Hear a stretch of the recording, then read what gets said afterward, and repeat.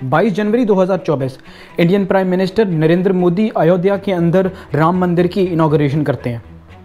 इस इनॉग्रेशन के अंदर एक सेरेमनी की गई जिसका नाम है प्राण प्रतिष्ठा, जिसके अंदर हिंदूज टेंपल के अंदर एक मूर्ति इंस्टॉल करते हैं। इस इनॉग्रेशन के अंदर 7000 से ज़्यादा लोगों को इनवाइट किया गया, जिसमें पॉलिटिशियंस, क्रिकेटर्स, बॉलीवुड स्टार और यहाँ तक के बड़े बड़े बिजनेसमैन भी थे। सचिन तेंदुलकर, अमिताभ बच्चन, रणवीर कपूर, आलिया भट्ट और यहाँ तक कि अंबानी फैमिली भी इस सेरेमनी में तशरीफ लाई। राम मंदिर के एक एक पिलर को बड़ी महारत के साथ सजाया गया और यहाँ तक के हेलीकॉप्टर से फूल की पत्तियाँ बरसाई गईं। तकरीबन 500,000 लोग इस इनॉग्रेशन के लिए आए और यहाँ तक के लोग सुबह से लंबी लंबी कतारों के अंदर खड़े रहे सिर्फ एक इस सेरेमनी में शामिल होने के लिए। नरेंद्र मोदी ने भी इस मौके पर स्पीच की और उनका कहना था कि आखिरकार काफ़ी कुर्बानियों के बाद राम आ गए और आज इस दिन को सदियों तक याद रखा जाएगा। सदियों का अभूतपूर्व धैर्य, अनगिनत बलिदान, त्याग और तपस्या के बाद हमारे प्रभु राम आ गए हैं। पीएम मोदी का यह भी कहना था कि Ram Mandir is foundation of India और Ram Mandir is vision of India and Ram Mandir is future of India.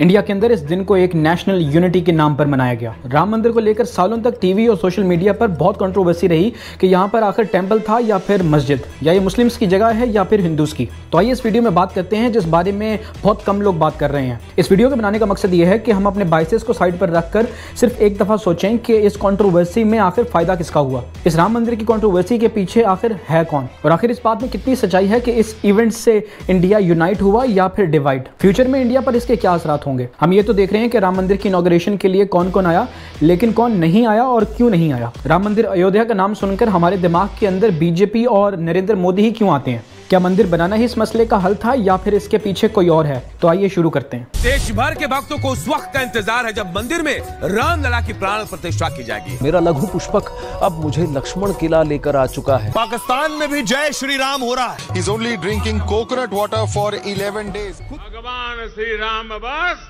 आने ही वाले।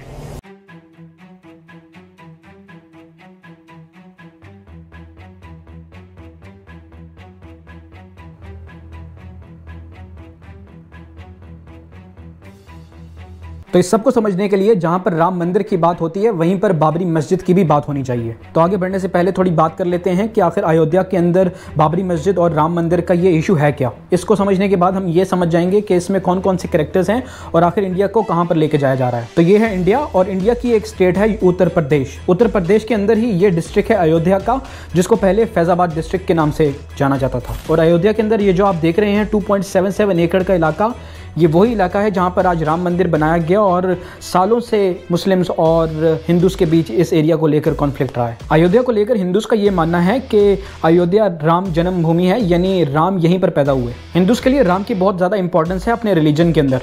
उसकी वजह यह है कि हिंदूज ये मानते हैं कि Ram is a manifestation of their God Vishnu. Hindus का ये मानना है कि राजा कुश ने अपने फादर राम के लिए अयोध्या के अंदर राम मंदिर बनवाया। राम मंदिर बनने के बाद राम यहाँ पीढ़ी दर पीढ़ी रहे और उसके बाद महाभारत हो गई। ये सारी स्टोरी हिंदू स्क्रिप्ट के मुताबिक यानी रामायण के मुताबिक है जो हिंदूज का बिलीव है। लेकिन अब शुरू होती है हिस्ट्री, जब 16th सेंचुरी के अंदर पानीपत का बैटल स्टार्ट हुआ। 20 अप्रैल 1526 को एक मुगल एम्पायर बाबर हिंदुस्तान को फतह करते हैं। इसी के ठीक 2 साल के बाद यानी 1528 के अंदर बाबर अपने कमांडर मीर बकी को ऑर्डर करते हैं कि एक मस्जिद बनाई जाए। इस मस्जिद को नाम दिया गया बाबरी मस्जिद का। तो ये है बाबरी मस्जिद जो ठीक उसी जगह पर बनी है जहां पर आज राम मंदिर बनाया गया। जैसे मैंने आपको पहले बताया कि हिंदूज का ये मानना है कि यहाँ पर राम पैदा हुए और बाबरी मस्जिद से पहले वहां पर एक टेम्पल था। जैसे मैंने आपको पहले बताया कि हिंदूज का ये मानना है कि राम अयोध्या के अंदर पैदा हुए, उसी तरह उनका ये भी मानना है कि मस्जिद को, टेम्पल को तोड़कर बनाया गया। यहीं से शुरुआत होती है हिंदुस्तान के अंदर मुस्लिम्स और हिंदूज को लेकर एक ऐसे कॉन्फ्लिक्ट की जो सदियों तक चलता आ रहा है। अयोध्या के अंदर सदियों पहले ये टेंपल था या नहीं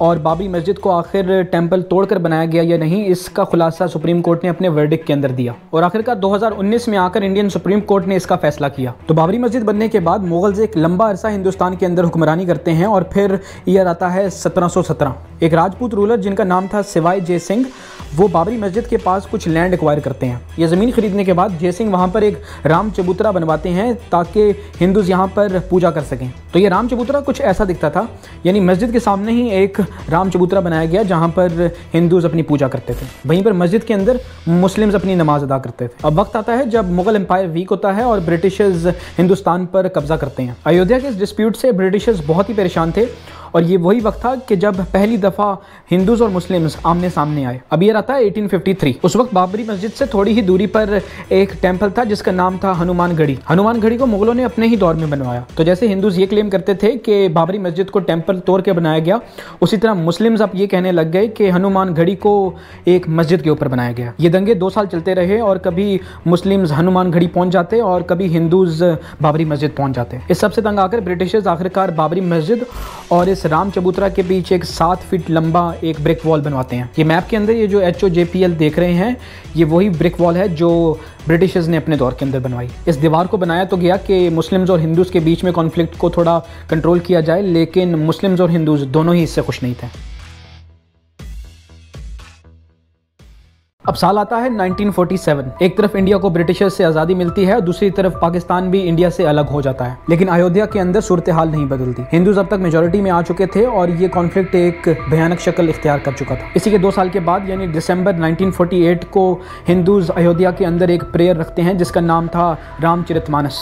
22 दिसंबर की रात को पूजा खत्म होने के बाद कुछ हिंदूज बाबरी मस्जिद के अंदर जाते हैं और राम की मूर्ति उसके अंदर रख देते हैं। अगली ही सुबह हज़ारों लोग पूरे इंडिया से इसको देखने आते हैं और इसको देखने के लिए लंबी कतारें लग जाती हैं। हिंदूज ये कहते हैं कि राम की मूर्ति वहां पर रखी किसी ने नहीं, बल्कि वो मिस्टीरियसली वहां पर खुद आ गई। इसके खिलाफ मुस्लिम्स की तरफ से सुन्नी वक्फ बोर्ड कोर्ट के अंदर पिटीशन दायर करता है। मुस्लिम्स इस पिटीशन में ये कहते हैं कि मूर्ति यहाँ पर खुद नहीं आई, बल्कि यहाँ पर रखा गया ताकि बाबरी मस्जिद पर कब्जा किया जाए। इस वक्त हुकूमत और अदालत दोनों के लिए एक बहुत बड़ा चैलेंज था, क्योंकि ये एक रिलीजियस मैटर है। अगर मूर्ति को निकालने का हुक्म दे दें तो लोग ही खुद अपनी हुकूमत के खिलाफ खड़े हो जाएंगे। इसी के चलते अदालत ये फैसला करती है कि बाबरी मस्जिद और राम चबूतरा इस पूरे एरिया को लॉक कर दिया जाए और सिर्फ पुजारियों को ही यहाँ पर इजाज़त होगी पूजा करने की। ये वही वक्त था जब मुस्लिम्स को इजाज़त नहीं दी गई बाबरी मस्जिद के अंदर इबादत करने की और उनको फंडामेंटल राइट से महरूम रखा गया। अदालत की तरफ से ये कहा गया कि इसका फैसला अब अदालत से ही होगा और उस वक्त तक सब कुछ ऐसे ही चलेगा। इसी के चलते हिंदूज़ की तरफ से निर्मोही अखाड़ा और मुस्लिम्स की तरफ से सुन्नी वक्फ बोर्ड एक दूसरे के खिलाफ कोर्ट के अंदर पिटीशन दायर करते हैं। लेकिन दोनों पार्टीज को ये पता था कि अगर ये कोर्ट में गया तो ये इशू बहुत लंबा चलेगा। तो मुस्लिम्स और हिंदूज दोनों ही अपनी तरफ से नैरेटिव्स बनाते हैं और हुकूमत पर प्रेशर डालना शुरू करते हैं। हिंदूज और मुस्लिम्स अपना रिलीजियस नैरेटिव तो बना ही रहे थे, लेकिन दूसरी तरफ कुछ पॉलिटिशियंस अपनी पॉलिटिक्स को भी चमकाना चाह रहे थे। यहीं से कहानी में एंट्री होती है बीजेपी और मोदी सरकार की।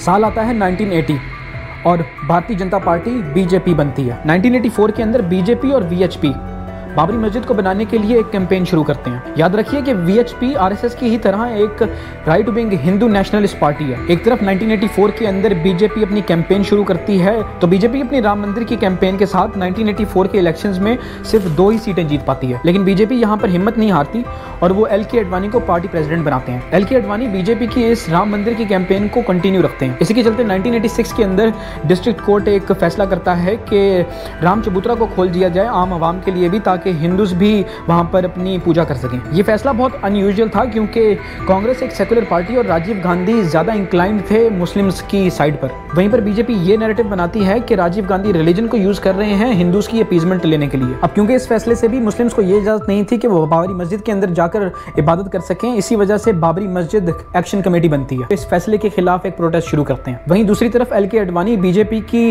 राम मंदिर को बनाने के लिए कैंपेन और तेज कर देते हैं। इस रथ यात्रा ने गुजरात के अंदर सोमनाथ टेंपल से शुरू होना था और अयोध्या पहुंचना था। उस वक्त नरेंद्र मोदी बीजेपी के जनरल सेक्रेटरी थे और ये सारी रथ यात्रा उन्हीं ने ऑर्गेनाइज करवाई। ये वही वक्त था जब नरेंद्र मोदी को सबसे ज्यादा लाइमलाइट मिलना शुरू हुई। लेकिन 23 अक्टूबर 1990 को ये रथ यात्रा जैसे ही बिहार पहुंचती है, उस वक्त के CM लालू प्रसाद यादव LK अडवाणी को अरेस्ट करवा लेते हैं। लालू प्रसाद यादव ने बीजेपी को तो रोक लिया, लेकिन कुछ रिलीजियस वॉलंटियर्स जिनको इंडिया में कर सेवक कहा जाता है, वो बाबरी मस्जिद पहुंच जाते हैं। इसके जवाब में पुलिस भारी फायरिंग करती है और बहुत से मासूम लोगों की जानें जाने चली जाती हैं। उन सब लोगों में से जो मारे गए उनमें से ज़्यादातर रिलीजियस वॉलंटियर्स ही थे जिनको कर सेवक कहा जाता है। इन तमाम दंगों और ब्लड शेड से आम आवाम का फ़ायदा तो नहीं हुआ, लेकिन बीजेपी सरकार का बहुत फ़ायदा हुआ। जहाँ पर बीजेपी को पहले 2 वोट्स मिले, वहीं पर 1989 को बीजेपी बहुत अहम हिस्सा बनी कोalition गवर्नमेंट का 85 वोट्स लेकर। और यही नहीं, 1991 के अंदर बीजेपी ने यूपी के अंदर अपनी हुकूमत बनाई। कल्याण सिंह बीजेपी की तरफ से यूपी के सीएम बनते हैं और ये ऑफिस में आते ही कहते हैं कि रामलला हम आए हैं,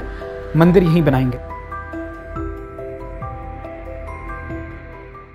उत्तर प्रदेश में बीजेपी की हुकूमत आने के बाद अब बीजेपी खुलकर राम मंदिर को बनाने की कैंपेन शुरू करती है। इसी के चलते 1992 के अंदर बीजेपी, वीएचपी और आरएसएस तीनों एक दफ़ा फिर बाबरी मस्जिद पहुंचते हैं अपनी पॉलिटिक्स को चमकाने के लिए। बीजेपी एक दफ़ा फिर 1.5 लाख से ज़्यादा लोगों को इकट्ठा करती है और ये पहुंचते हैं बाबरी मस्जिद। इन 1.5 लाख लोगों को कंट्रोल करने के लिए भारी पुलिस की नफरी भी बुलाई जाती है। कल्याण सिंह जो बीजेपी के यूपी के अंदर उसी वक्त के सीएम थे, उन्होंने सेंट्रल गवर्नमेंट को ये एश्योरिटी दी कि चीज़ों को कंट्रोल में रखा जाएगा। एक आलीशान स्टेज लगाया जाता है और एक के बाद एक लीडर अपनी भड़काऊ स्पीचेस इस स्टेज पर देते हैं। जैसे ही 11:30 बजते हैं ये क्राउड आउट ऑफ कंट्रोल होता है और कुछ कर सेवक मस्जिद की तरफ जाते हैं। 1 बजते ही लोगों की एक बड़ी तादाद मस्जिद के डोम के ऊपर पहुंच जाती है। ये लोग देखते ही देखते बाबरी मस्जिद का पहला डोम शहीद कर देते हैं। ये लोग 2 घंटे तक मस्जिद को शहीद करने में लगे रहते हैं और पुलिस एक खामोश तमाशाई बनी खड़ी रहती है। इसी के चलते कुछ लोग राम की मूर्ति को मस्जिद से निकालते हैं और एक बाहर टेंट के अंदर रख देते हैं। 5 बजने तक ये कर सेवक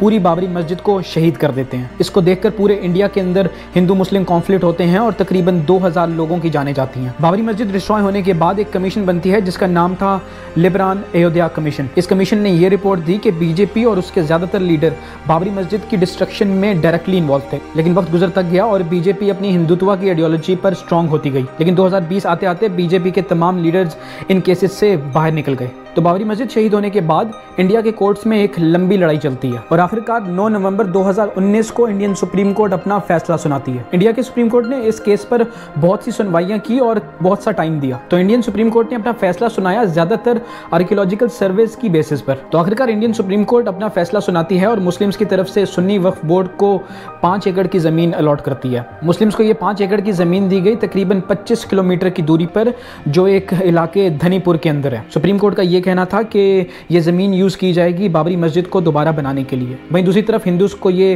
पूरा 2.77 एकड़ का इलाका दे दिया जाता है और ये एक ट्रस्ट को एलोकेट होता है। इस ट्रस्ट को नाम दिया गया श्री राम जन्मभूमि तीर्थ क्षेत्र। इस ट्रस्ट को बनाने का मकसद ये था कि राम मंदिर को बनाया जाए अयोध्या के अंदर। इंडियन सुप्रीम कोर्ट का फैसला सर आंखों पर, लेकिन हमें एक दफ़ा हिंदू मुस्लिम से निकलकर ये सोचना होगा कि अयोध्या के इस कॉन्फ्लिक्ट से सबसे ज़्यादा फ़ायदा किसका हुआ। जहां राम मंदिर की इनॉग्रेशन के लिए बड़े बड़े स्टार्स, पॉलिटिशियंस और इंडस्ट्रियलिस्ट आए, वहीं पर कांग्रेस ने इसका बाइकआउट किया। कांग्रेस का ये कहना था कि temple is a political project of BJP और रिलीजन सबका एक पर्सनल मैटर है। जहां पर बीजेपी की सरकार ने $217 मिलियन लगाए राम मंदिर की कंस्ट्रक्शन में, वहीं पर उत्तर प्रदेश के हालात ये हैं कि सबसे ज़्यादा इमोर्टेलिटी रेट है इंडिया के अंदर। यानी यूपी के अंदर 1000 में से 64 बच्चे पैदा होते साथ ही मेल न्यूट्रिशन की वजह से अपनी जान खो बैठते हैं। उत्तर प्रदेश के अंदर 49% बच्चों को लेटर तक पढ़ना नहीं आता और अनएम्प्लॉयमेंट रेट सबसे ज़्यादा है। जहाँ आज़ादी के बाद से ही इंडिया जाना जाता है अपनी सेकुलर पॉलिसीज़ को लेकर और बहुत सी डेवलपमेंट की आईटी, एजुकेशन और हेल्थ सेक्टर के अंदर। वहीं पर बीजेपी हमेशा से डिवाइड एंड रूल का सहारा लेती रही है पावर में रहने के लिए। इस दफा भी इलेक्शंस करीब हैं और बीजेपी सेम वही पैंतरा अपना रही है पावर में रहने के लिए। राम की बात करें तो राम ने तो खुद पावर को ठुकराकर पीस, सैक्रिफाइस और यूनिटी को प्रमोट किया है। अब आप कहेंगे कि मैं शायद पाकिस्तान से हूं तो इसी वजह से ये बात कर रहा हूं, लेकिन ये बात इंडिया पाकिस्तान की नहीं है बल्कि बीजेपी की आइडियोलॉजी की है। बीजेपी इस हिंदुत्व की आइडियोलॉजी को प्रमोट करके तो सिर्फ यही बताना चाह रहा है कि कायदे आज़म की 2 नेशन थ्योरी बिल्कुल सही थी और ये भी साबित करता है कि माइनॉरिटीज़ की इंडिया में कोई जगह नहीं। हमने पाकिस्तान में भी आज़ादी से ही ये गलतियां शुरू की और पॉलिटिक्स के अंदर रिलीजन को इन्वॉल्व किया, जिसके नतीजे हम आज तक भुगत रहे हैं। अब आप हमारी गलतियों से सीखें या फिर खुद वही गलतियां करके सीखें, ये अब इंडियन अवाम को फैसला करना है। शुक्रिया।